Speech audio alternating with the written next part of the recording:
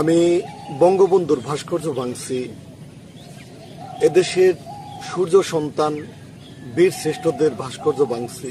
আমি বাংলাদেশের অসংখ্য স্মৃতি স্মারক ভাস্কর্য মূর্তি ভাঙছি এই শায়েকদের ওয়াজ বা বক্তব্য শুনে শুনে।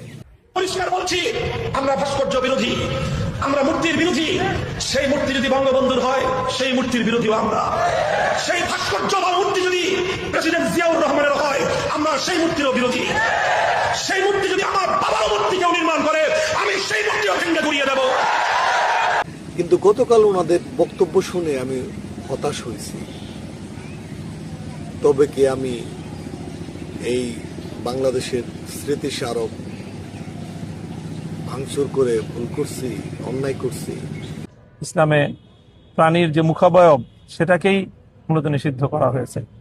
কাজে সেই জায়গাটুকু যদি একটু করে দেওয়া হয়, মুখাবয়বটাকে মুছে ফেলা হয়, তাহলে বাকি দৃশ্য সব অথবা বাকি রেপ্লিকা, বাকি ভাস্কর্য সেগুলো নিষিদ্ধ হবে না। ভাস্কর্য